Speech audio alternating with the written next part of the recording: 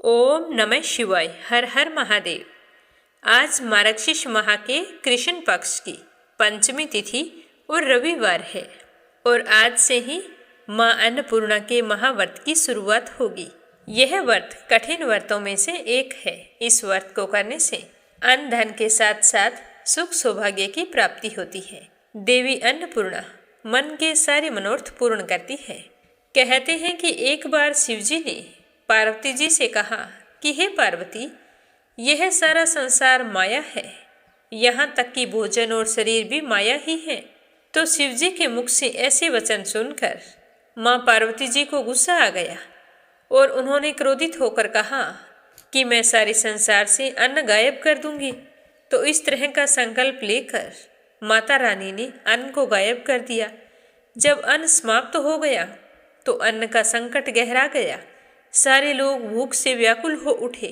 तो देवी पार्वती तो ममता की मूर्त है, उनसे यह सब कुछ देखा नहीं गया।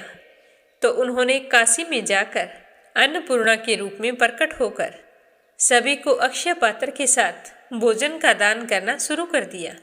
जब यह बात शिवजी तक पहुंची तो शिवजी भी भूख से व्याकुल थे और वे अन्नपूर्णा माता के पास आए और भिक्षा मांगी। पर शिवजी तो सब कुछ जानने वाले हैं। उन्हें पता चल गया था कि देवी अन्नपूर्णा के रूप में पार्वती जी हैं। तो उन्होंने पार्वती जी से माफ़ी मांगी और अन्न के महत्व को स्वीकार किया। तब माँ अन्नपूर्णा ने शिवजी को भिक्षा के रूप में अन्न दिया था। तभी से अन्नपूर्णा माता की पूजा की जाने लगी और 17 दिवसीय व्रत का प्रचलन शुरू हुआ। यह व्रत हर जगह अलग अलग तरीके से किया जाता है। कहीं पर यह मार्गशीर्ष माह के कृष्ण पक्ष की प्रतिपदा तिथि से शुरू होता है और मार्गशीर्ष माह के शुक्ल षष्ठी तक चलता है और कहीं यह कृष्ण पक्ष की पंचमी तिथि से शुरू होकर मार्गशीर्ष पूर्णिमा तक भी चलता है। जैसी आपकी परंपरा है उसी अनुसार आप इस व्रत को कर सकते हैं। माँ अन्नपूर्णा का आशीर्वाद आप पर हमेशा बना रहे। शुभारंभ करते हैं आज की कथा का। बोलो गणेश जी महाराज की जय हो। एक समय की बात है, एक गांव में एक भाई बहन रहा करते थे। बहन का नियम था कि वह रोजाना अपने भाई के दर्शन करके उसी के बाद भोजन करती थी। तो इसी तरह दोनों भाई बहन बड़े हो गए और उनकी शादी कर दी गई। बहन अपनी ससुराल चली गई। अब वो वहाँ भी जल्दी जल्दी घर का काम खत्म करती और फिर अपना भाई का मुख देखने के लिए अपने मायके आती। अपने भाई से मिलने के बाद ही घर जाकर भोजन करती। तो एक दिन रास्ते में एक पीपल के नीचे गणेश जी की मूर्ति रखी थी। उसने भगवान के सामने हाथ जोड़कर कहा कि हे गणेश जी भगवान, मेरे जैसा अमर सुहाग और मेरे जैसा अमर पीहर सबको दीजिए। यह कहकर वो अपने मायके चली गई। अब उसका रोजाना का नियम था, वह 2 मिनट गणेश जी भगवान की मूर्ति के आगे रुकती और वही बात कहती और फिर अपने भाई से मिलने के लिए चली जाती। एक दिन उसके पैरों में जंगल की झाड़ियों के कांटे चुभ गए। जैसे ही वो अपने भाई के घर पहुंची और भाई का मुख देखकर बैठ गई, तब भाभी ने पूछा कि ननंद पैसा आपके पैरों में क्या हो गया। तो वह कहने लगी कि भाभी, रास्ते में जंगल की झाड़ियों के कांटे गिरे थे, वो मेरे पाँवों में चुभ गए। तो उसकी भाभी ने गर्म पानी लाकर उसके पैर धोए और फिर पट्टी बांध दी। चाय पानी पिलाया और कुछ देर बातचीत करके जब उसकी ननंद अपने घर चली गई तो उसकी भाभी पीछे से कहने लगी कि आप किस तरह के भाई हैं। अपनी बहन के पैरों की तरफ देखा है, वो तो आपका मुख देखे बिना भोजन नहीं करती और आप अपनी बहन की तरफ ध्यान नहीं देते। देखा नहीं उसके पैरों में किस तरह से कांटे चुभे हुए थे। जाओ अभी के अभी रास्ता साफ करवा दो। तो यह सुनकर उसे बड़ा ही दुख हुआ कि मेरी बहन मेरा मुंह देखने के लिए यहाँ तक आती है और मैंने कभी भी ध्यान नहीं दिया कि वो किस तरह आती है, कितनी परेशान होती है। तो अपनी पत्नी को कहने लगा कि मैं अभी जाता हूँ और सारा रास्ता साफ करके आता हूँ। तो वह कुल्हाड़ी लेकर गया और सारी झाड़ियाँ काट कर रास्ता साफ कर आया। रास्ते को साफ करते हुए उसने ध्यान नहीं दिया, गणेश जी की मूर्ति को भी वहाँ से हटा दी। तो यह देखकर गणेश जी भगवान गुस्सा हो गए। जब वह घर आया तो उसकी तबीयत खराब हो गई और गणेश जी के प्रकोप से वह मृत्यु को प्राप्त हो गया। गांव के लोग इकट्ठा हो गए। संस्कार की तैयारी करने लगे तो उसकी पत्नी ने रोते हुए कहा कि भाई आप लोग थोड़ी देर रुक जाइए, मेरी ननंद आने वाली है, वो अपना भाई का चेहरा देखे बिना भोजन नहीं करती। तो गांव वाले कहने लगे कि आज तो अपने भाई का मुख देख लेगी, वो कल किसका मुख देखेगी। तो वह कहने लगी कि आज इनकी बहन को इनके दर्शन कर लेने दो, फिर आप ले जाना, यह उसका नियम है। तो गांव वाले उसकी बहन का इंतजार करने लगी। रोज की तरह बहन अपने भाई का मुख देखने के लिए जंगल के रास्ते से निकली तो जंगल का रास्ता सारा साफ किया हुआ था। तो वह आगे बढ़ी तो उसने देखा कि सिद्धि विनायक भी वहाँ पर नहीं थे। तो वो सोचने लगी कि गणेश जी की मूर्ति कहाँ गई। तभी उसकी नज़र गणेश जी की मूर्ति पर पड़ी तो उसने मूर्ति को उठाया और साफ करके वापस उसी जगह पर रख दिया और गणेश जी भगवान को प्रणाम करके कहने लगी कि हे गणेश जी भगवान, मेरे जैसा अमर सुहाग और मेरे जैसा अमर पीहर सबको देना। यह कहकर वो चली गई। तो भगवान सोचने लगे कि अगर आज मैंने इसकी नहीं सुनी तो मेरी कौन मानेगा, कौन मुझे पूजेगा, मैंने तो इसके भाई के प्राण हर लिए हैं। तो सिद्धि विनायक ने उसे आवाज़ दी कि बेटी, इस खेजड़ी की 7 पत्तियां तोड़कर ले जा और उसे कच्चे दूध में घोलकर तुम्हारे भाई के ऊपर छींटा मार देना, तो वह उठकर बैठ जाएगा। तो यह आवाज़ सुनकर बहन पीछे मुड़ी तो पीछे कोई नहीं था। तो वह सोचने लगी कि कौन था, कौन मुझे आवाज़ दे रहा था। कोई बात नहीं, जैसा सुना है वैसा कर लेती हूँ। तो उसने 7 खेजड़ी की पत्तियाँ तोड़ी और अपनी चुनरी के पल्ले बांध ली और अपने भाई के घर पहुँच गई। वहाँ जाकर देखा तो खूब सारे लोग इकट्ठा होकर बैठे थे। भाभी रो रही थी और भाई की लाश रखी हुई थी। तो यह देखकर उसे बहुत दुख हुआ। फिर उसे पत्तियों वाली बात याद आई। तो जैसे उसने सुना था उसी तरह उसने दूध में उन पत्तियों को घोलकर अपने भाई के ऊपर छींटा दिया। तो उसका भाई तो उठकर बैठ गया और कहने लगा कि बहन, आज तो मुझे बहुत गहरी नींद आई।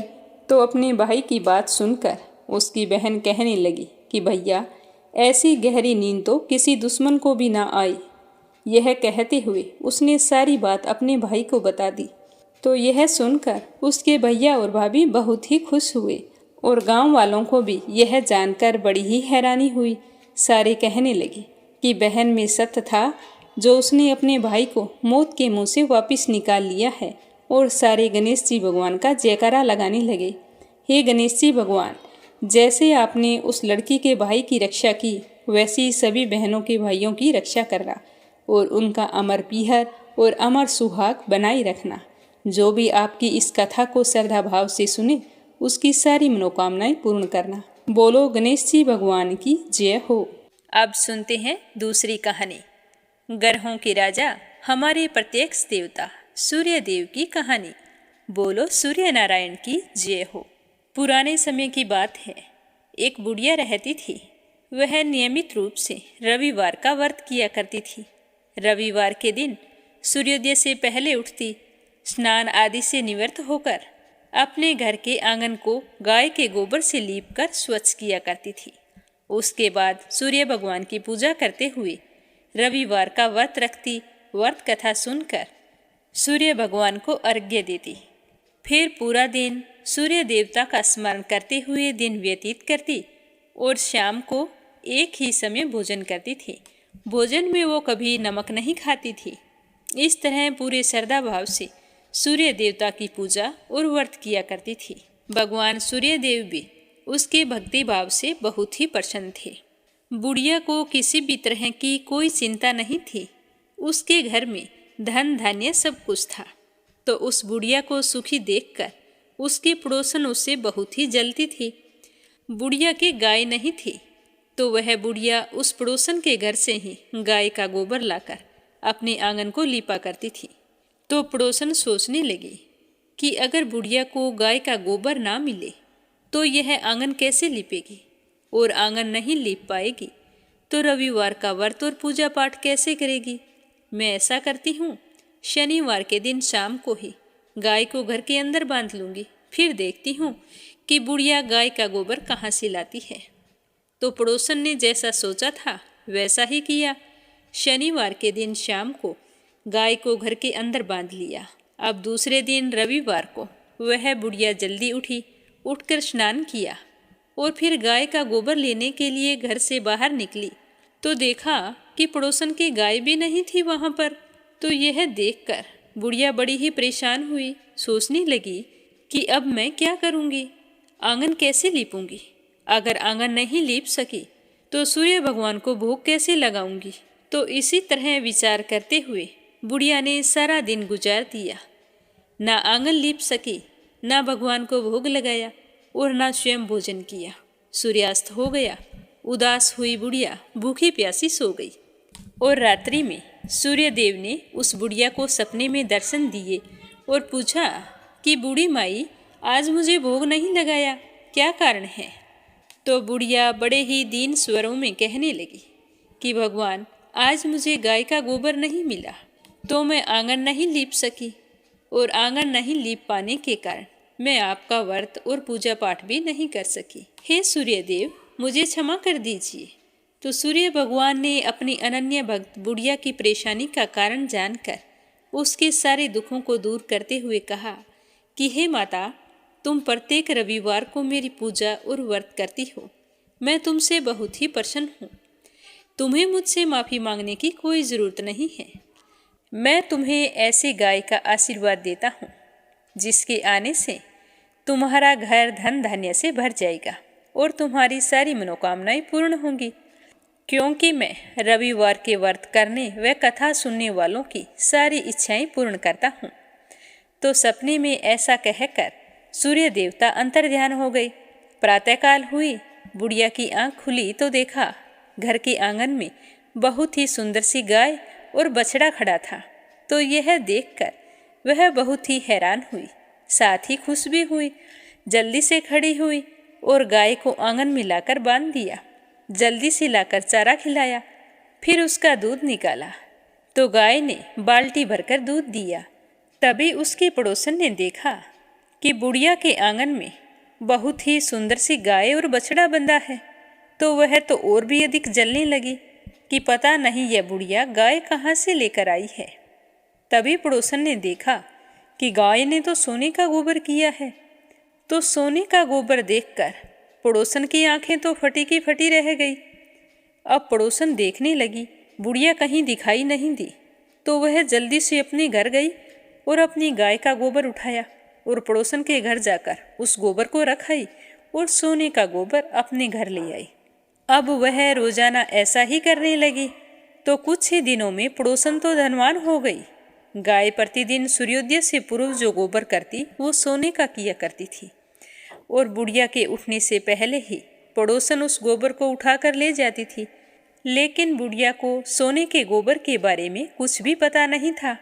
वह तो पहले की तरह ही पूरे श्रद्धा भाव से रविवार को भगवान सूर्य देव का व्रत करती, कथा सुनती और घर के आंगन को गाय के गोबर से लीपकर स्वच्छ करती थी।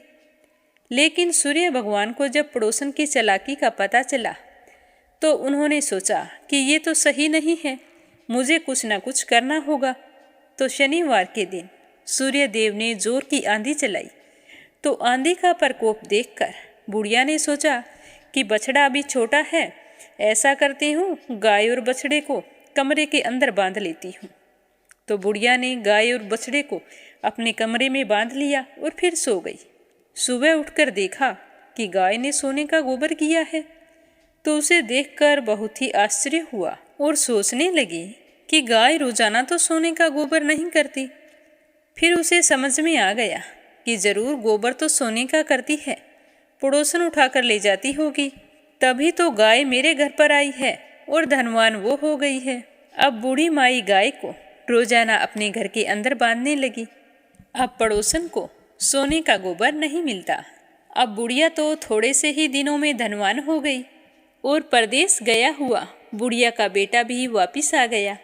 तो अपने बेटे को वापिस आया देखकर बुढ़िया माई बहुत ही खुश हुई, सूर्य भगवान का धन्यवाद करने लगी और अपने बेटे को सूर्य देव के चमत्कार के बारे में बताया। तो जानकर उसका बेटा भी बहुत ही खुश हुआ।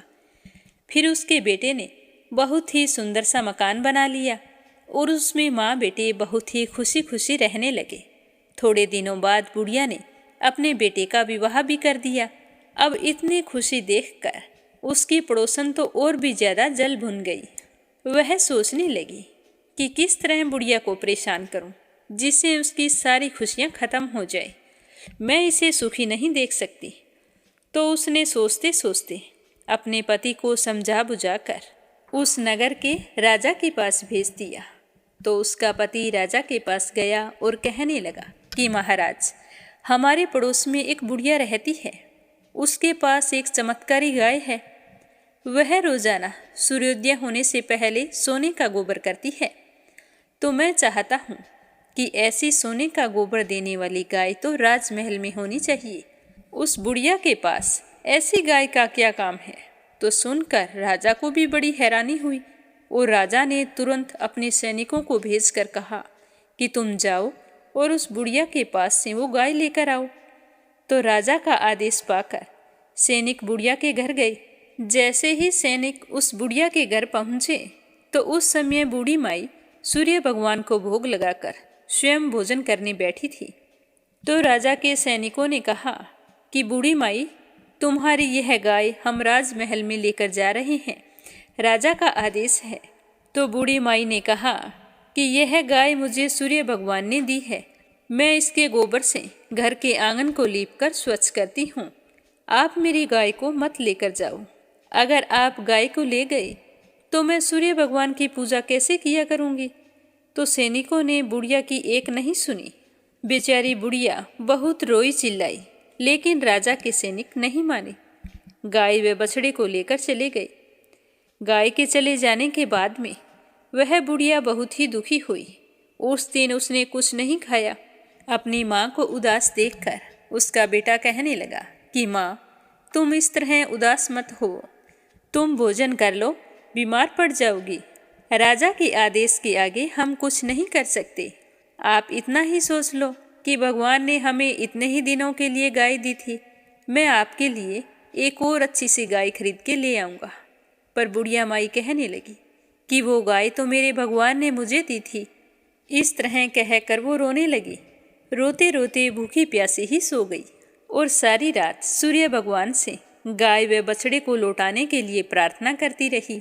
उधर राजा गाय को देखकर बहुत ही खुश हुआ और एक सुंदर से कमरे के अंदर गाय को बंधवा दिया और सोचने लगा कि अब तो मैं माला माल हो जाऊंगा। यह सोचते हुए राजा सो गया, परंतु खुशी के मारे नींद नहीं आ रही थी। सुबह हुई तो उठते ही राजा जल्दी से अपने कक्ष से बाहर निकले, यह सोचते हुए कि जाकर देखता हूँ कि गाय के सोने का गोबर कैसा है। तो जैसे ही अपने कमरे का दरवाज़ा खोला तो बहुत ही बुरी तरह से दुर्गंध आ रही थी। राजा की समझ में नहीं आ रहा था कि यह सब कुछ क्या हो रहा है। तो राजा ने बाहर निकलकर गाय के कमरे की ओर देखा तो बाहर तक लीद पसरी हुई पड़ी थी और सारा राजमहल दुर्गंध से भर गया था। तो यह देखकर राजा को बहुत ही गुस्सा आया और उन्होंने अपने सैनिकों को आदेश दिया कि तुम जल्दी से जाओ और उस बुढ़िया को यहाँ लेकर आओ। तो सैनिक राजा का आदेश पाकर बुढ़िया के घर की ओर चल पड़े। जाकर देखा बुढ़िया तो घर के बाहर बैठी रो रही थी। तो उसे देखकर कहने लगे कि आपको राजा ने बुलाया है, हमारे साथ चलो। तो वह बुढ़िया उन सैनिकों के साथ चल पड़ी। जैसे ही राज दरबार में पहुंची तो हाथ जोड़कर राजा को प्रणाम किया और आंसू बहाती रही। तो राजा ने पूछा कि हे बुढ़िया, मैंने तो सुना था कि यह गाय तुम्हारे घर सोने का गोबर किया करती थी, क्या तुम जादू टोने करती हो? तो वह बुढ़िया कहने लगी कि नहीं महाराज, मैं ऐसा कुछ नहीं करती हूँ। मैं तो सूर्य देव का व्रत रखती हूँ और उन्हीं की पूजा पाठ करती हूँ। मेरे पास गाय नहीं थी तो मैं पड़ोसन की गाय का गोबर ले जाकर अपने घर का आंगन लीपती थी और फिर सूर्य देव की पूजा करती थी। लेकिन पड़ोसन ने अपनी गाय का गोबर मुझे नहीं ले जाने दिया, तो मैं एक रविवार के दिन सूर्य भगवान की पूजा नहीं कर सकी। तो सूर्य भगवान ने प्रसन्न होकर यह गाय मुझे उपहार में दी है। हाँ महाराज, मेरे यहाँ यह सूर्य उदय होने से पहले का गोबर सोने का करती है। तो राजा कहने लगे कि मेरा तो सारा राजमहल लीद से भरा पड़ा है, और बुरी तरह से दुर्गंध आ रही है। तो बुढ़िया ने कहा कि महाराज, इस विषय में मुझे कुछ नहीं पता। मैंने आपसे जो कुछ कहा है वह सब कुछ सच है। तो राजा को समझ में आ गया कि यह सब सूर्यदेव का प्रकोप है। फिर राजा ने सैनिकों को भेजकर बुढ़िया की पड़ोसन और उसके पति को बुलाया। फिर उन दोनों को उनकी दुष्टता के लिए दंड दिया और बुढ़िया माई से अपनी गलती के लिए क्षमा मांगी। फिर गाय और बछड़े के साथ बूढ़ी माई को खूब सारा धन देकर विदा किया। फिर राजा ने पूरे राज्य में घोषणा करवाई कि सारे स्त्री पुरुष रविवार के व्रत किया करें। रविवार का व्रत करने से सभी लोगों के घर धन धान्य से भर गए। चारों ओर खुशहाली छा गई। सभी लोगों के शारीरिक कष्ट दूर हो गए। राज्य में सारे स्त्री पुरुष सुखपूर्वक जीवन यापन करने लगे। बोलो सूर्य भगवान की जय हो। अब अपने सुनेंगे मार्गशीर्ष मास महात्म्य का आगे का अध्याय। प्रेम भाव से सुनते रहिए। बोलो श्री हरि विष्णु भगवान के अनंत स्वरूपों की जय हो। आज अपने सुनेंगे राजा वीरबाहु के पूर्व जन्म का वृतांत और एकादशी व्रत व उसके उद्यापन के बारे में। श्री भगवान जी कहते हैं कि हे ब्राह्मण, काम्पिल्य नगर में वीरबाहु नाम से एक प्रसिद्ध राजा हुआ करते थे। वे सत्यवादी, क्रोध पर विजय प्राप्त करने वाले, ब्रह्मज्ञानी तथा मेरे भगत थे। उनका स्वभाव बड़ा ही दयालु था। वे वैष्णवों के भगत थे और मेरी कथा सुनने में हमेशा रुचि रखते थे। दानी, विद्वान, क्षमाशील, पराक्रमी, जितेंद्रिय तथा अपनी स्त्री से स्नेह रखने वाले थे। उनकी पत्नी पतिव्रता, परम साध्वी तथा मेरी भक्ति में तत्पर रहने वाली थी। अपनी उस रानी के साथ वे समूची पृथ्वी का पालन करते थे। मेरे सिवा दूसरे किसी देवता को जानते तक नहीं थे। एक दिन महामुनि भारद्वाज राजा वीरबाहु के घर आए। उन्हें देखकर राजा ने विधि पूर्वक अर्घ्य देकर उनका सत्कार किया और फिर अपने हाथों से उनके लिए आसन बिछाया। बड़ी भक्ति से प्रणाम करके मुनि के सामने खड़े होकर कहने लगे कि हे मुनिवर, आज तो मेरा जन्म सफल हो गया है। परमात्मा भगवान विष्णु मुझ पर बहुत प्रसन्न है, जिससे आप जैसे योगी राज ने आज मेरे घर पर कदम रखे हैं। आपकी पवित्र दृष्टि पड़ने से आज मैं कोटि कोटि पापों से मुक्त हो गया हूँ। तो राजा की बात सुनकर भारद्वाज मुनि कहने लगे कि हे राजन, तुम भगवान विष्णु के भक्त हो। उत्तम प्रजाओं से युक्त वह धरती धन्य है जिसकी तुम रक्षा करते हो। जहाँ का राजा भगवान विष्णु जी का भक्त ना हो, उस राज्य में निवास नहीं करना चाहिए। मैं तो तभी यहाँ पर आया हूँ क्योंकि तुम भगवान श्री हरि के भक्त हो। जंगल और तीर्थ में निवास करना अच्छा है, परंतु वैष्णवहीन राज्य में रहना कभी श्रेष्ठ नहीं होता। जहाँ भगवान के भक्त राजा इस पृथ्वी का शासन करता है, उस पाप शून्य राज्य को बैकुंठ मानना चाहिए। जैसे मंत्रहीन आहुति, मरे हुए बछड़े वाली गाय का दूध, 10वीं विद्या एकादशी, लंबे लंबे केस रखने वाली विधवा तथा स्नान के बिना व्रत, ये सब कभी श्रेष्ठ नहीं माने जाते हैं। उसी प्रकार बिना विष्णु भक्त का राज्य भी अच्छा नहीं होता। हे राजन, मैंने जो तुम्हारी ओर देखा है उससे मेरी दृष्टि सफल हो गई है, और जो तुम्हारे साथ वार्तालाप करती है वह वाणी भी आज मेरी सफल हो गई है। तुम भगवान विष्णु के भजन में तत्पर रहने वाले परम पवित्र राजा हो। मैंने तुम्हारा दर्शन कर लिया है। तुम्हारा कल्याण हो। तुम हमेशा सुखी रहो। अब मैं यहाँ से जाना चाहता हूँ। आप मुझे आज्ञा दें। तो उसी समय महारानी कांतिमती ने आकर मुनि श्रेष्ठ भारद्वाज जी को प्रणाम किया। तब मुनिवर ने उन्हें आशीर्वाद देते हुए कहा कि हे देवी, तुम सौभाग्यवती और पतिव्रता रहो और भगवान विष्णु में तुम्हारी अविचल भक्ति हो। उसके बाद राजा ने पूछा कि हे मुनि श्रेष्ठ, मैंने पूर्व जन्म में कौन सा पुण्य किया है जिससे मुझे अकंटक राज्य, गुणवान पुत्र मुझ में ही मन लगाए रखने वाली परम सुंदरी और भगवान की भक्त पत्नी की मुझे प्राप्ति हुई है। हे मुनि, मैं कौन था और यह मेरी अर्धांगिनी कौन थी? तो राजा की बात सुनकर भारद्वाज जी ने कहा कि हे राजन, तुम पूर्व जन्म में जीव हिंसा परायण शूद्र थे, नास्तिक, दुराचारी, पर स्त्रीगामी, कृतघ्न, उदंड और सदाचार शून्य थे। परंतु तुम्हारी जो यह पत्नी है, यह पूर्व जन्म में तुम्हारी ही पत्नी थी। इसके लिए मन, वाणी और क्रिया द्वारा सेवन करने योग्य तुम्हारे सिवा दूसरा कोई नहीं था। यह पतिव्रता नारी निरंतर तुम्हारी सेवा में ही लगी रहती थी। तुम पाप कर्मी थे, इसीलिए मित्रों ने तुम्हारा साथ छोड़ दिया, भाई बंधुओं ने तुम्हें त्याग दिया। तुम्हारे पूर्वजों ने जो धन इकट्ठा करके रखा था वह सब नष्ट हो गया था। सारा धन नष्ट हो जाने पर तुम्हें भोग की अभिलाषा त्यों की त्यों बनी रही, तुम कोई काम नहीं लगे। पूर्व कर्मों के परिणाम से तुम्हारी खेती भी चौपट हो गई। अब तुम्हारी हालत बड़ी ही दयनीय थी।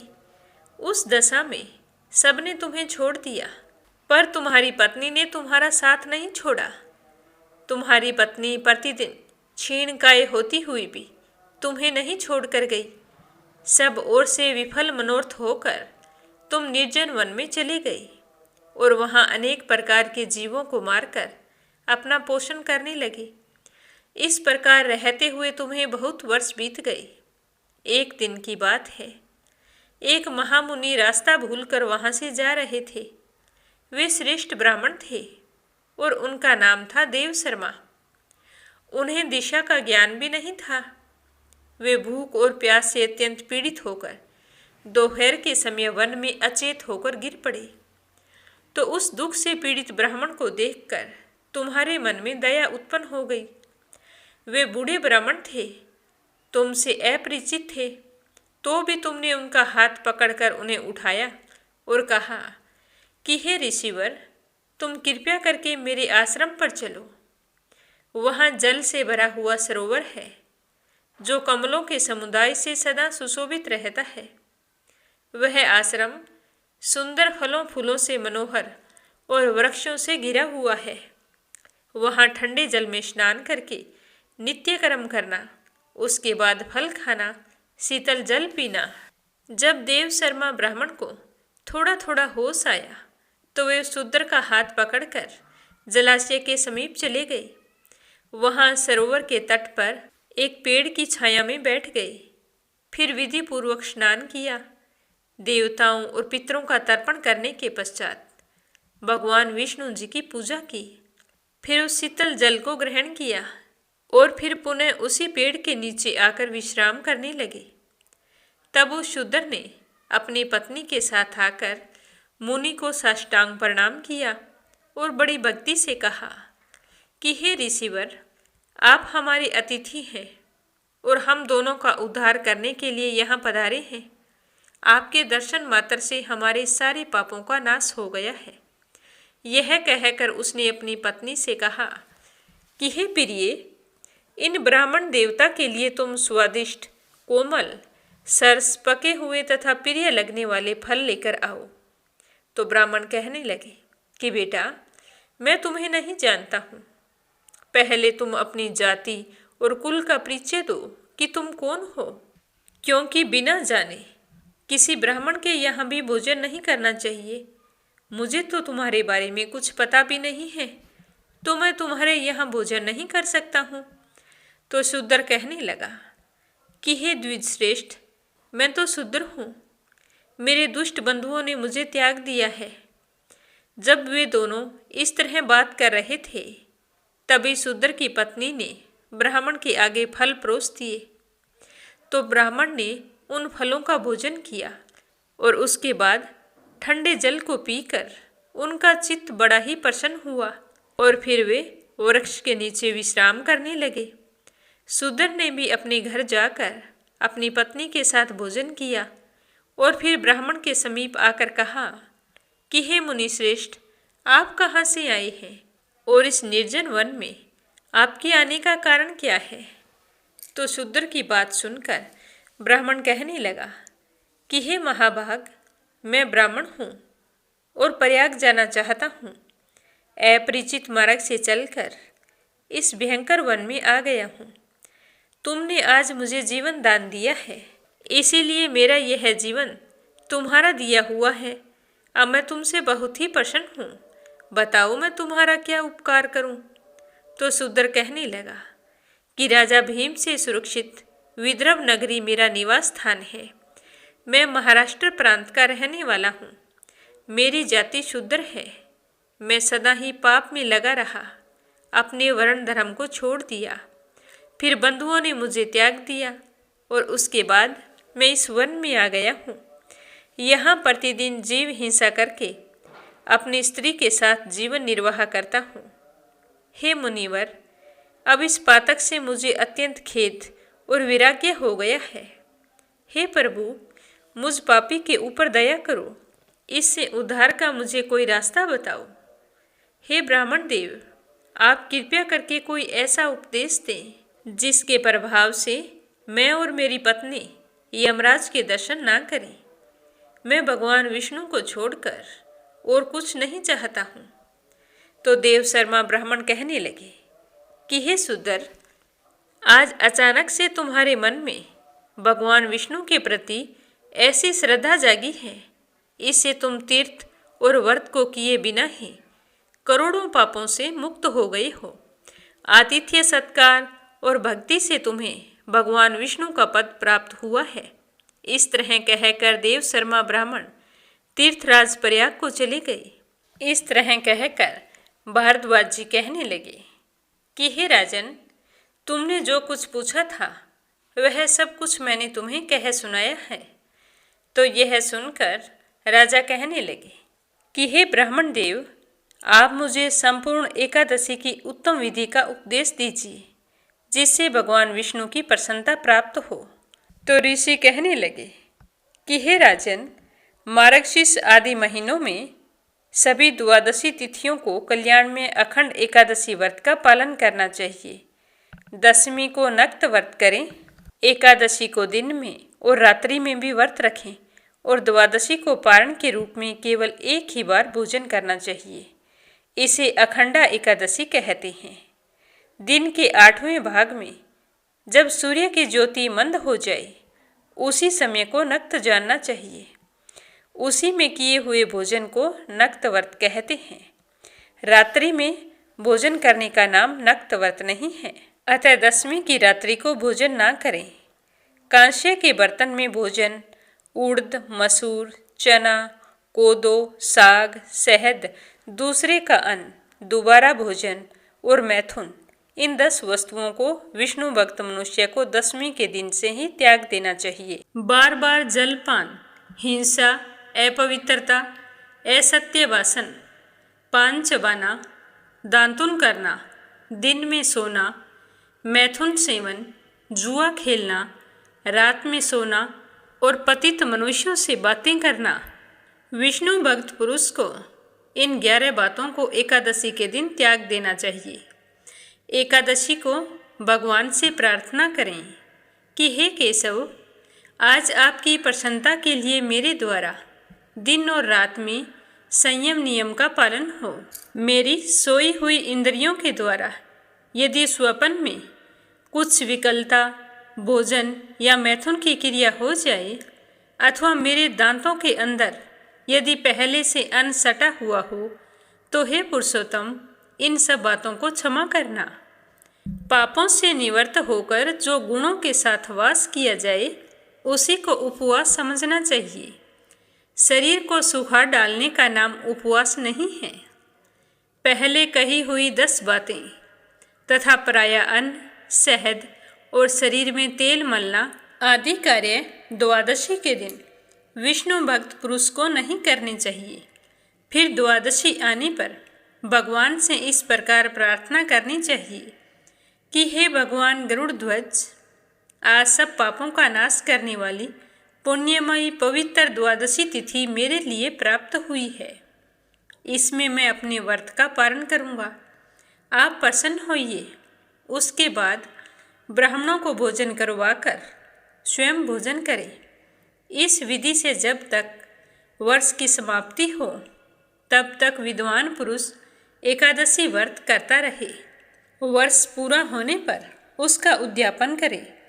मार्गशीर्ष के शुभ शुक्ल पक्ष में एकादशी का उद्यापन किया जाता है। उसमें विधि के जानने वाले 12 ब्राह्मणों को आमंत्रित करके 13वें आचार्य को पत्नी सहित आमंत्रित करना चाहिए। यजमान स्नान करके पवित्र हो श्रद्धा एवं इंद्रिय संयम पूर्वक अर्घ्य और वस्त्र आदि सामग्रियों से पंडित जी का पूजन करना चाहिए और फिर उसके बाद पंडित जी उत्तम रंगों से चक्कर कमल संयुक्त सर्वतोभद्र मंडल बनावें। उस मंडल को सफ़ेद वस्त्र से ढक दें। फिर पंच पल्लव तथा पंच रत्न से युक्त कपूर और अगरू के सुगंध से वासित जल पूर्ण कलश को लाल कपड़े से वेष्टित करके उसके ऊपर तांबे का पूर्ण पात्र रखें। साथ ही उस कलश को फूलों की मालाओं से भी आच्छादित करना चाहिए और उसे सर्वतोभद्र मंडल के ऊपर स्थापित कर देना चाहिए। कलश के ऊपर भगवान श्री लक्ष्मी नारायण की स्थापना करनी चाहिए। उसके बाद सर्वतोभद्र मंडल में 12 महीनों के अधिपतियों की स्थापना करके अखंड व्रत की पूर्ति के लिए उनका पूजन करना चाहिए। मंडल से पूर्व भाग में शुभ शंख की स्थापना करते हुए कहना चाहिए कि हे पांचजन्य, तुम पहले समुद्र से उत्पन्न हुए, फिर भगवान विष्णु ने तुम्हें अपने हाथों में धारण किया। संपूर्ण देवताओं ने तुम्हारे रूप को संवारा। तुम्हें नमस्कार है, तुम्हें नमस्कार है। सर्वतोभद्र मंडल से उत्तर दिशा में हवन के लिए वेदी बनावें और संकल्प पूर्वक वेदोक्त विष्णु संबंधी मंत्रों से हवन करें।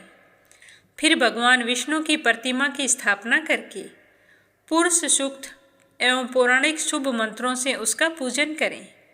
नैवेद्य चढ़ावें, धूप दीप आदि उपहार भेंट करके आरती उतारें। फिर यक्ष कर्दम आदि से पूजा करके परिक्रमा करें। ब्राह्मणों से स्वस्ति वाचन करवाकर नमस्कार करें। उसके बाद ब्राह्मणों को आचार्य आदि क्रम से वैदिक मंत्रों का जप करना चाहिए। जप के अंत में भगवान विष्णु जी की कलश के ऊपर स्थापना करनी चाहिए। सुबह दिन निकलने पर हवन करना चाहिए। यज्ञ अग्नि क्रियापरायण पुरुष पहले पात्र स्थापना करके विधि पूर्वक पूजा करने के पश्चात स्तुति करे। उसके बाद अपनी शाखा के गृहसूत्र में बताई हुई विधि के अनुसार चरु पूर्वक होम करें। चरु 2 पात्रों में तैयार करें। पुरुष सूक्त मंत्र से चरु की 16 आहुतियाँ दें तथा घी युक्त पायस द्वारा 4 बार श्रेष्ठ आहुति प्रदान करें। उसके बाद अंगूठे से लेकर तर्जनी तक की लंबी 100 प्लास की समिधाएं लेकर उन्हें घी में डबो दें। फिर मंत्रों से कर्म की सिद्धि के लिए उनका हवन करें। समिधाओं की 100 आहुति देने के बाद तिल की 200 आहुतियाँ देनी चाहिए। इस प्रकार वैष्णव होम करके ग्रह यज्ञ प्रारंभ करें। उसमें भी क्रमशः समिधा होम, चरु होम और तिल होम करने चाहिए। उसके बाद स्वस्ति वाचन करवाकर पूजन करना चाहिए।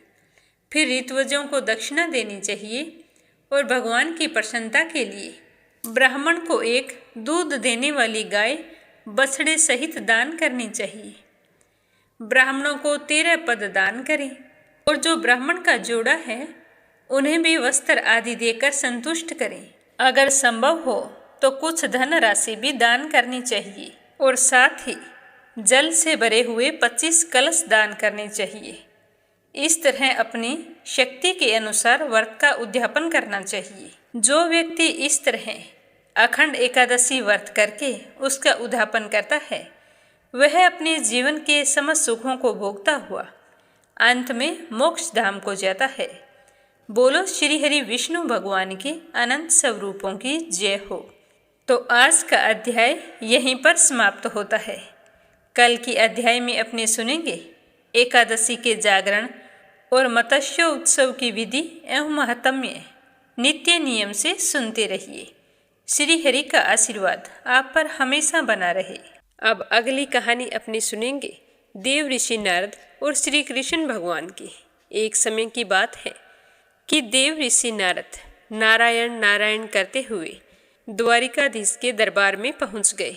उन्हें देखकर श्री कृष्ण बहुत ही प्रसन्न हुए और कहने लगे कि देव ऋषि आपका द्वारिका में खूब स्वागत है। तो देव ऋषि नारद झुककर बोले कि प्रभु आपको भी प्रणाम। तो श्री कृष्ण भगवान कहने लगे कि किस कारण से आपका आगमन हुआ है। तो देव ऋषि नारद कहने लगे कि प्रभु एक सवाल मेरे मन को परेशान कर रहा है कि ये माया क्या है। तो श्री कृष्ण भगवान मुस्कुराए और कहने लगे कि माया के बारे में हम विस्तार से चर्चा करेंगे। अभी तो मैं टहलने जा रहा हूँ, क्या आप भी मेरे साथ चलेंगे। तो नारद जी बोले कि अवश्य प्रभु, जहाँ आप जाओगे मैं आपके साथ चलूँगा। तो दोनों दरबार से निकले और द्वारिका नगरी से बाहर आ गए। नारद जी पूछने लगे कि प्रभु हम कहाँ जा रहे हैं। तो श्री कृष्ण भगवान कहने लगे कि बस ऐसा ही, मैंने सोचा कि थोड़ा घूम आते हैं।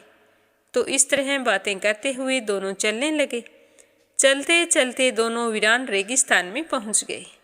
वहां बहुत ही चिलचिलाती तेज गर्मी थी, पर भगवान श्री कृष्ण तो रुकने का नाम नहीं ले रहे थे। देव ऋषि नारद की हालत खराब हो रही थी, लेकिन वे कुछ बोल भी नहीं सकते थे। अचानक से भगवान श्री कृष्ण रुके और नारद मुनि को देखकर कहने लगे कि देव ऋषि, मुझे तो बड़े जोरों की प्यास लगी है, गला सूख रहा है, आप कहीं से जल की व्यवस्था कर सकते हैं क्या।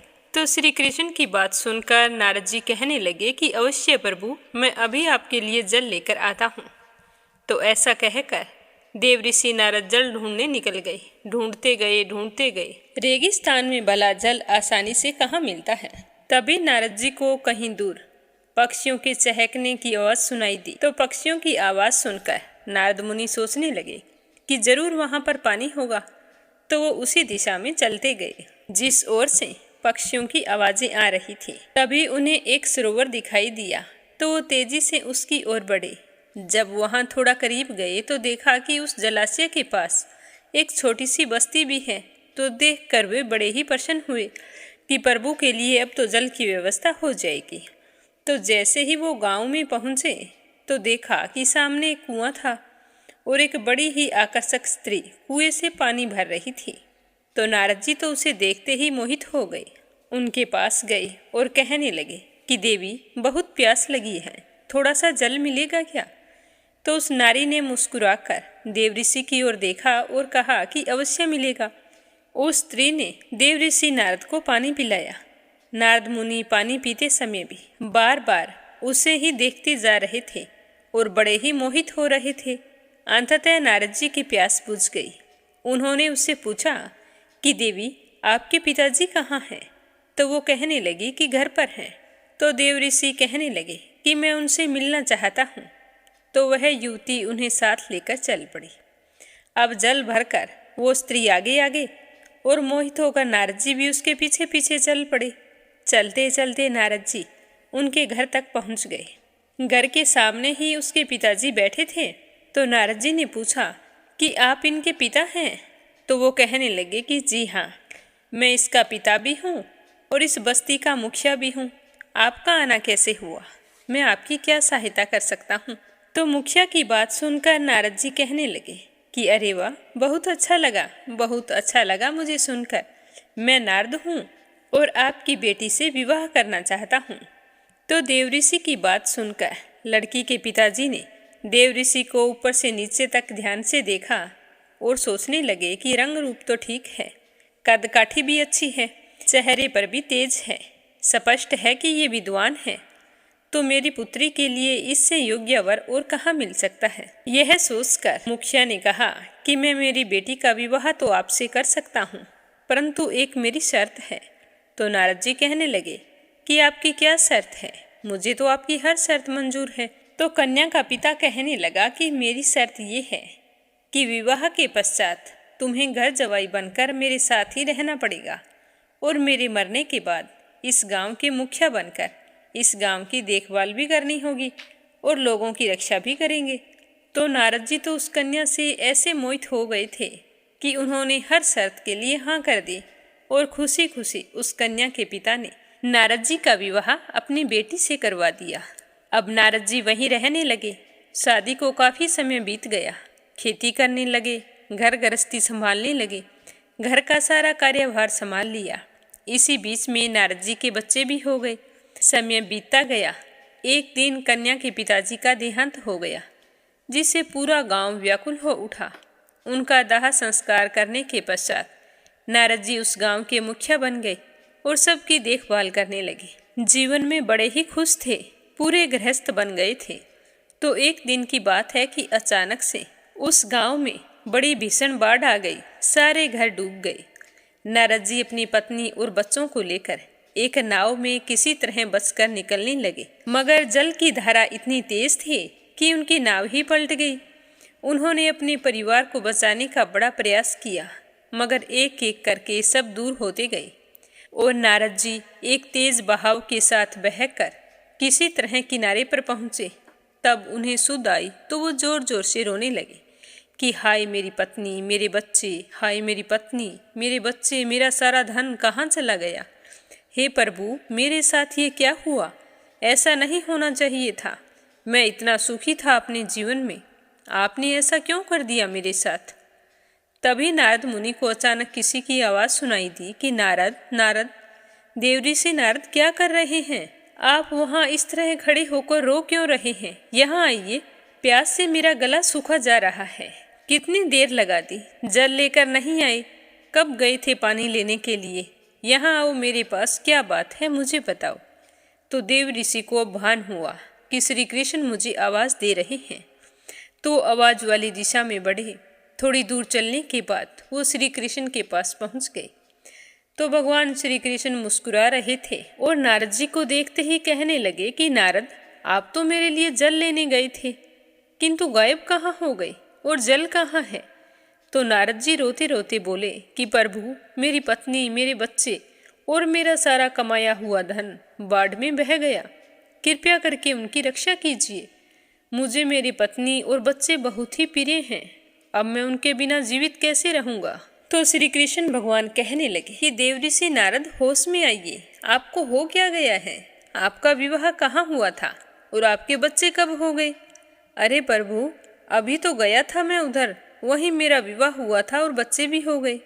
तो श्री कृष्ण भगवान हंसने लगे और कहने लगे कि देवऋषि, इसी को माया कहते हैं। आप मुझसे दूर होकर माया के जाल में फंस गए थे। मैं आपको कितना भी समझाता, आप इस तरह से नहीं समझ पाते। जिस तरह आज समझ कर आए हैं, यही माया है, यही माया का पास है। चलो अब वापिस द्वारिका चलते हैं। तो देव ऋषि नारद को सब कुछ समझ आ गया था और वो सर झुकाकर भगवान श्री कृष्ण के पीछे पीछे द्वारिका की ओर चल पड़े। ये जीवन सब मोह माया है। इसके अंदर हमें मोह माया को छोड़कर अच्छे कर्म करने चाहिए। बोलो कान्हा जी की जय हो। अब आपने सुनते हैं लपसी और तपसी की कहानी। बोलो लपसी तपसी की जय हो। बहुत पुराने समय की बात है। एक गांव में एक ब्राह्मण परिवार रहा करता था। उसमें पति पत्नी के अलावा उनके 2 बच्चे थे। एक बेटा था, एक बेटी थी। ब्राह्मण दंपति बहुत ही सरल स्वभाव के थे। समय मिलने पर प्रभु का स्मरण किया करते थे। उनकी बेटी बहुत ही संस्कारी और सुशील थी, लेकिन उनका बेटा आवारा किस्म का था। वह कोई काम धाम नहीं करता और ना ही कभी अपने माँ बाप का कहना मानता था। समय के साथ दोनों बहन भाई बड़े हो गए। बहन की शादी कर दी गई, पर भाई का वही हाल था। उसके माँ बाप ने उसे समझाया कि बेटा, अब हम वृद्ध हो चले हैं, तुम कोई काम किया करो, लेकिन उस पर उनकी बातों का कोई असर नहीं होता था। तो एक दिन ब्राह्मणी अपने पति से कहने लगी कि स्वामी, आप बिल्कुल काम छोड़ दीजिए। जब घर में कुछ भी नहीं होगा तो यह अपनी जिम्मेदारी समझेगा और काम पर लग जाएगा। तो ब्राह्मण ने दूसरे दिन से काम पर जाना छोड़ दिया। तो यह देखकर उनके बेटे ने कोई काम नहीं किया और चोरी करने चला गया। आते जाते राहगीरों को लूट लेता और उसी से अपने घर का गुजारा किया करता था। तो उसकी लूटने और चोरी करने की आदत से सारे गांव वाले उसे लपसी कहने लगे। तो लपसी की इस हरकत से उसके माँ बाप बहुत ही दुखी रहते थे, पर वह किसी की सुनने के लिए तैयार नहीं था। इसी तरह समय बीतता गया। एक दिन की बात है कि लपसी एक पीपल के पेड़ पर बैठा था। तभी शिव पार्वती जा रहे थे। पार्वती माता गहनों से लदी हुई थी। तो लपसी उन्हें देखकर सोचने लगा कि सूरत के कितने गहने हैं, आज ये सारे के सारे लूट लूँगा तो मुझे कई महीनों तक चोरी नहीं करनी पड़ेगी। तो वह लूटने के इरादे से पीपल की ओट में होकर बैठ गया। जैसे ही शिव पार्वती वहाँ से जाने लगे तो लपसी एकदम से शिव पार्वती के सामने आकर कहने लगा कि जल्दी से जितने सारे गहने पहन रखे हैं उतार दो। तो पार्वती माता कहने लगी कि तुम चोरी क्यों करती हो, तुम्हें पता है चोरी करना पाप है। तो लपसी कहने लगा कि क्या करूं, घर पर मेरे माँ बाप हैं, मेरी एक भांजी है, उनके लिए दोनों समय भोजन की व्यवस्था कहाँ से करूं, मुझे कोई काम तो आता नहीं है। तो लपसी की बात सुनकर पार्वती माता कहने लगी कि तुम जो चोरी करके पाप करते हो, इस पाप का भागी कौन बनेगा।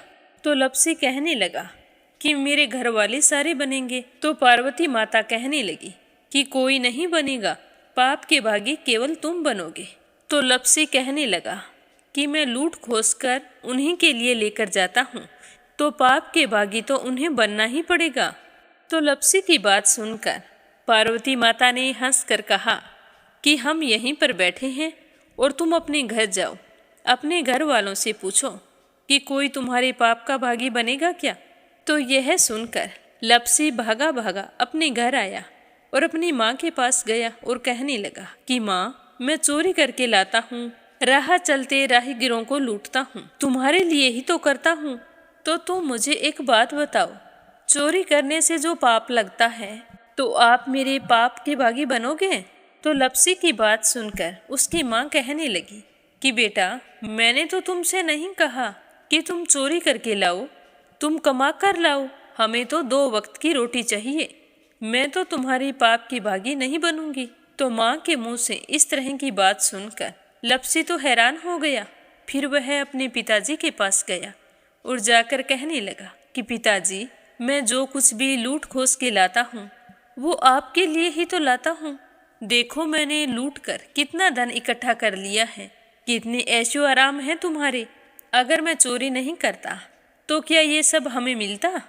पिताजी, मैं तुमसे एक बात पूछता हूँ कि चोरी करने से पाप लगता है, तो उस पाप में आप मेरे भागीदार बनोगे क्या। तो लपसी की बात सुनकर उसके पिताजी कहने लगे कि बेटा, मैंने नहीं कहा कि तुम चोरी करके लाओ, तुम कमा कर लाओ, मैं तुम्हारे पाप का भागी नहीं बनूंगा। तो माँ बाप के मुंह से इस तरह की बात सुनकर वह बहुत ही उदास हुआ और सोचने लगा कि मैं कितने महीनों से चोरी कर रहा हूँ, ना जाने मुझ पर कितना पाप चढ़ गया है, और ये तो बोल रहे हैं कि पाप के भागी हम नहीं बनेंगे, तो अब क्या होगा। तो वह बड़े ही दुखी मन से शिव पार्वती से मिलने के लिए चल पड़ा। जैसे ही घर से बाहर निकलने लगा तो उसकी छोटी सी भांजी दरवाजे पर खेल रही थी। उसे पता नहीं था कि पाप पुण्य क्या होता है, तो वो कहने लगी कि मामा, पाप की भागी मैं बनूंगी। तो उसके इस तरह कहते ही लपसी ने उसे गोद में उठाया और चल पड़ा। शिवजी भगवान और पार्वती माता के पास जाकर कहने लगा कि घर वालों ने पाप का भागी बनने से मना कर दिया है और एक यही है जो पाप की भागी बनने को तैयार है। फिर लपसी बड़े ही दीन स्वर में कहने लगा कि हे भगवान, मैं समझ गया हूँ कि चोरी करना पाप है। आज तक जो मैंने काम किया वो बहुत ही गलत था, लेकिन अब मैं इसका प्रायश्चित करना चाहता हूँ। अब तुम ही बताओ, मुझे मेरे पापों से मुक्ति कैसे मिलेगी। तो उसकी बात सुनकर शिव पार्वती बहुत ही खुश हुए और लपसी को कच्चे सूत का एक छोटा सा गोला देते हुए कहा कि लपसी, ये सूत लो और इस पीपल के चारों ओर परिक्रमा लगाओ। जब यह सूत समाप्त हो जाएगा तब तुम्हारे सारे पाप नष्ट हो जाएंगे। तो यह सुनकर लपसी बहुत ही खुश हुआ। सोचने लगा कि छोटा सा गोला है, अभी लपेट कर घर चला जाऊंगा, उसके बाद मैं कभी कोई पाप नहीं करूंगा। फिर उसने अपनी बांजी को कंधे पर बैठाया और पीपल की परिक्रमा लगानी शुरू कर दी। अब भगवान का वह सूत खत्म कहाँ होने वाला था। लपसी चक्कर लगाता गया पर वह सूत खत्म नहीं हुआ। चक्कर लगाते लगाते 1 महीने, 6 महीने, साल, पूरे 12 साल बीत गए पर वह सूत खत्म नहीं हुआ। 12 साल बाद एक बार फिर शिव पार्वती जी वहाँ से गुजर रहे थे तो पार्वती माता ने कहा कि स्वामी चलो लपसी को चलकर देखते हैं। तो शिवजी कहने लगे, वो चोरी करने वाला, लूटने वाला कब का चला गया होगा। तो पार्वती माता कहने लगी कि नहीं स्वामी, चलकर देखने में क्या जाता है, चलो एक बार देखते हैं। तो शिव पार्वती जी जैसे ही पीपल वृक्ष के पास आए तो देखा कि लपसी तो अब भी चक्कर लगा रहा है। वहाँ चारों ओर गहरी खाई हो गई है और लपसी की बड़ी बड़ी दाढ़ी, मूंछें, नाखून बढ़ गए हैं। तो यह देखकर पार्वती माता ने कहा कि देखो स्वामी, आप तो कह रहे थे कि वो कब का ही चला गया, देखो इसके मन में सच्ची भक्ति है। तो पार्वती की बात सुनकर शिवजी ने कहा कि चलो अभी देख लेता हूँ। तो यह कहकर शिवजी ने एक सोने का कड़ा लपसी के आगे फेंक दिया। तो लपसी ने झट से उसके ऊपर पैर कर लिया। फिर अचानक से उसका ध्यान शिव पार्वती जी की ओर गया तो वो हाथ जोड़कर कहने लगा कि भगवान, अब तो मेरे पाप समाप्त हो गए होंगे, आप मुझे यहाँ से जाने की आज्ञा दीजिए। आपका यह सूत अभी तक खत्म नहीं हुआ है। तो शिवजी भगवान ने कहा कि तुम्हारे पाप कर्म भी अभी तक पूरे नहीं हुए हैं। तो शिवजी की बात सुनकर लपसी कहने लगा कि भगवान, मुझे पूरे 12 वर्ष हो गए हैं आपकी भक्ति करते करते और अब भी आप मुझ पर शक कर रहे हैं। तो शिवजी ने कहा कि अपना पैर उठाओ। तो जैसे ही लपसी ने अपना पैर उठाया तो उसके पैर के नीचे सोने का कड़ा था। तो यह देखकर लपसी शर्मिंदा हो गया और कहने लगा कि प्रभु, गलती हो गई, मुझे माफ़ करो, आगे से मैं ऐसी गलती कभी नहीं करूँगा। तो शिवजी कहने लगे कि नहीं लपसी, तुम्हारा पाप ऐसे पूरा नहीं हो सकता। अब तुम्हें 12 वर्ष तक और इसी तरह परिक्रमा करनी होगी, उसी के बाद तुम्हारे पाप समाप्त होंगे। यह कहकर शिव पार्वती वहाँ से चले गए और वह फिर से पीपल के पेड़ की परिक्रमा करता रहा। करते करते 12 साल बीत गए। 12 साल बाद में शिव पार्वती जी वहाँ पर आए तो उन्होंने देखा कि आज भी वो वहीं पर चक्कर लगा रहा है। तो शिवजी ने फिर उसके सामने सोने की अंगूठी फेंकी पर उसने कोई ध्यान नहीं दिया। तो शिवजी भगवान प्रसन्न होकर कहने लगे कि हे लपसी, आज से तुम मेरी तपस्या करके तपसी बन गए हो। मैं तुम्हें वरदान देता हूँ कि तुम अपने जीवन में सारे सुखों को प्राप्त करेगा। और तूने 24 बरस तक मेरी भक्ति की है, इसका फल भी तुझे अवश्य मिलेगा। जो भी औरत गाय और कुत्ते की रोटी नहीं बनाएगी, उसका पुण्य फल तुम्हें मिलेगा। आंगन लीप कर दहलीज नहीं लीपेगी तो उसका पुण्य फल भी तुझे ही मिलेगा। अगर हमारे घर की बहन बेटी को हम सूट, तीवल या साड़ी भेंट स्वरूप देते हैं तो साथ में मोली का धागा और कुछ रुपए नहीं देंगे तो उसका पुण्य फल भी तुम्हें ही मिलेगा। अगर कोई दिए से दिया जलाएगा तो उसका पुण्य फल भी तुम्हें ही मिलेगा। अगर व्रत और पूजा पाठ में सारी कहानी सुन ले और तुम्हारी कहानी ना सुने तो उसका पुण्य फल भी तुम्हें ही मिलेगा। कहा जाता है कि तभी से सुबह पहली रोटी गाय की और सुबह की अंतिम रोटी छोटी बनाई जाती है और शाम को अंतिम रोटी बड़ी बनाई जाती है जो कुत्ते की होती है। और दिए से दिया भी नहीं जलाया जाता। और घर की बहन बेटियों को सूट और तीवल के साथ भेंट स्वरूप कुछ रुपए भी जरूर दिए जाते हैं। और उसी दिन से हर व्रत कथा के बाद में लपसी तपसी की कहानी जरूर सुनी जाती है। और कथा समाप्त होने पर कहा जाता है कि लपसी का फल लपसी को मिले, तपसी का फल तपसी को मिले। हमारी पूजा पाठ का, हमारे व्रत का और हमारी कहानी का पुण्य फल हमें मिले। बोलो लपसी तपसी की जय हो। तो ये थी लपसी और तपसी की कहानी। लपसी तपसी 2 भाई नहीं थे। लपसी और तपसी एक ही आदमी का नाम था। लूट कर लाता था, इसीलिए उसे लपसी के नाम से पुकारते थे। और फिर भगवान की तपस्या करने के कारण उसे तपसी के नाम से जाना जाने लगा। बोलो लपसी तपसी की जय हो। अब अपने सुनते हैं कथा सुनने वाले प्यारे श्रोताओं के नाम। आज का पहला कमेंट है संजय, सोनिया, हिताक्षी, दीपेश, मयंक हरियाणा से। दूसरा है प्रिया, रणवीर देसवाल, पवनी देसवाल, वरदान देसवाल मेरठ से। और तीसरा है प्रोमिला रानी, विश्वास, सुधीर, राजेश, संजय कनाडा से। संजय, सोनिया, हिताक्षी, दीपेश, मयंक हरियाणा से।